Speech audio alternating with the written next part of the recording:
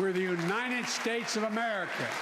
There's not a single thing, nothing beyond our capacity. We can do whatever we set our minds to if we do it together. So let's begin to get together. God bless you all, and may God protect our troops.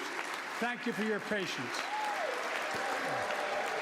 At 1 hour, 5 minutes, President Biden completes his first address to a joint session of Congress, presenting a broad and bold vision, including a $4 trillion plan to reshape the nation's economy. The cornerstone of that vision, $1.8 trillion investment in children, families, and education that would fundamentally transform roles the government plays in American life. Matt, we've heard from the president just over an hour. Your first reaction, it was broad and it was bold. It certainly was broad and bold. I think that if you're someone who follows these things, it was a much more traditional speech that you would hear from a president. It was a laundry list of ideas that he wants Congress to implement, but it was wrapped with, I would say, a FDR level of boldness that would fundamentally reshape America's economy. The challenge, though, that the president faces is that it's a question. He may not get any Republican votes. I don't even know if he can get Democrat votes for everything that he wants. So, again, but I think people will be comforted in that he was it was what you would expect the president to do, is what you would see Barack Obama or George W. Bush do. Certainly a sharp contrast to what we saw with President Donald Trump.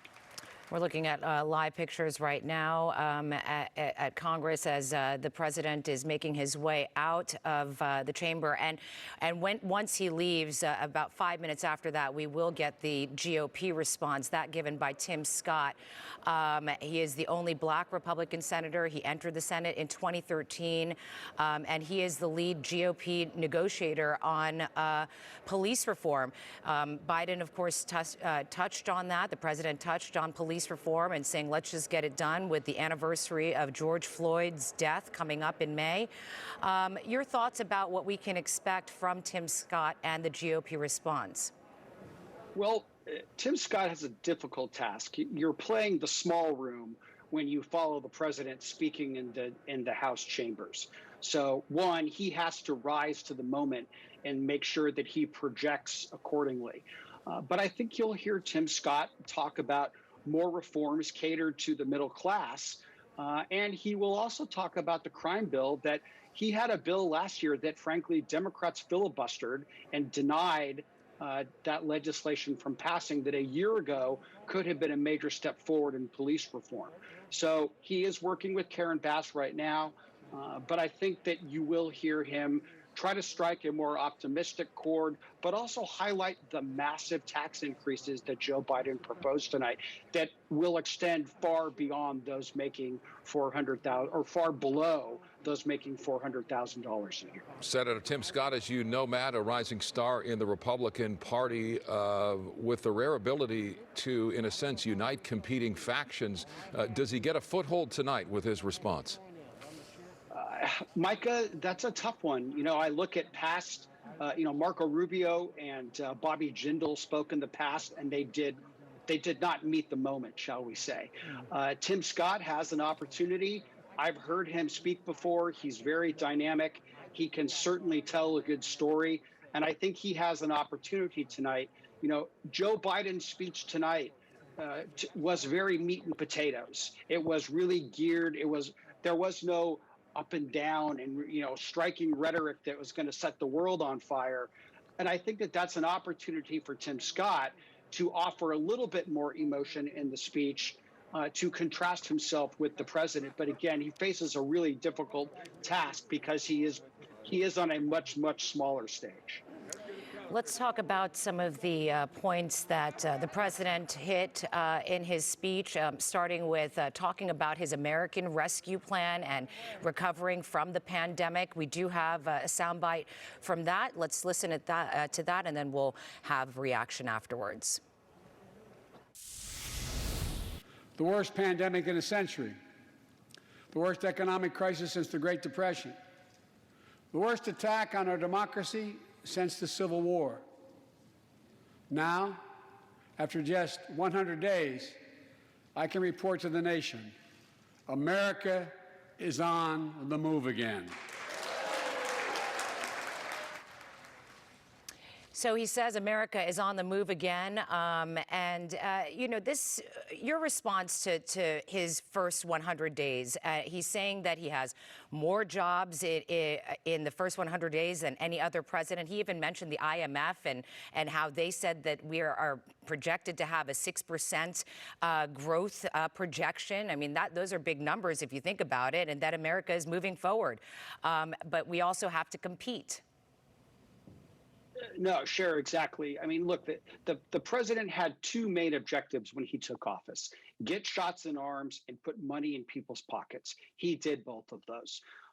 He is definitely going to benefit from an economy that, to be fair, was at almost full employment before the pandemic struck. So the mere fact of government getting out of the way and letting the economy reopen, Joe Biden benefits from.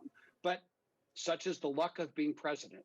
So he should take a victory lap on that. And the American public, look, the statistics about people getting vaccines, everybody should be excited about that. It means that we are that much closer to getting back to whatever the new normal is. And Joe Biden's policies deserve credit for that. The president addressing the issue of economic growth in his speech moments ago. Let's listen to that.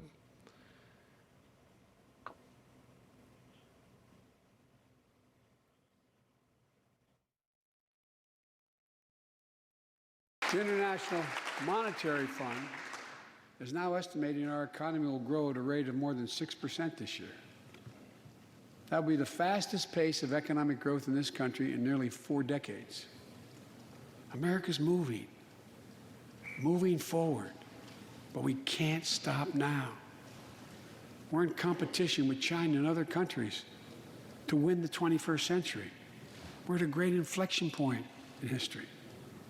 We have to do more than just build back better. We have to build back better. A recurring theme, Matt, as we heard, emerging from the Great Recession and the armchair quarterbacks and many who do this for a living, that America did not invest enough, fast enough in a recovery. And perhaps we're seeing the opposite of that this time around, that you can't invest too much. That's clearly the philosophy that President Biden and the Democrats in Congress are following. The challenge is whether they have the cooperation of the Republicans and the full Democratic caucus to make that happen.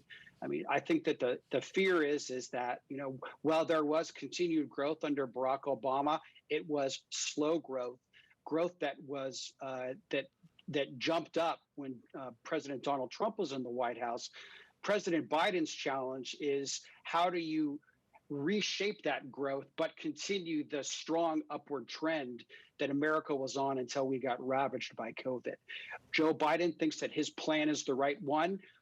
The jury is still out on whether the Republicans are willing to cooperate or not.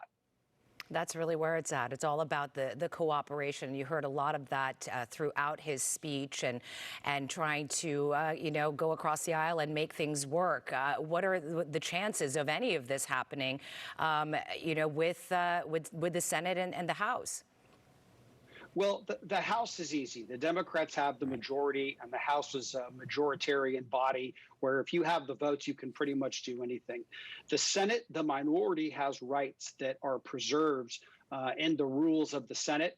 And you're seeing that right now with all of the fight over whether the filibuster should be kept or abolished. I think that the challenge right now is that Joe Biden has not had a robust outreach to the Republicans. He has governed from a very, very progressive perspective, which the party loves. But again, even the moderates in his party, like Joe Manchin and Kyrsten Sinema from Arizona, they're bristling against Joe Biden's challenge. If he wants to be truly transformational, he's not going to do it through strictly partisan measures. He's going to have to pull Republicans toward him. And, and that means compromise. And compromise is a two-way street, but it starts with the person at the top.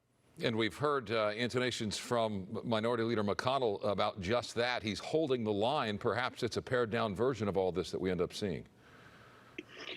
Yeah, the challenge with the president's infrastructure package is that there's a lot in there that's not infrastructure. You know, the Democrats coined a new phrase. They called it human infrastructure, which would be the equivalent of the shovel-ready jobs of the 2021 year.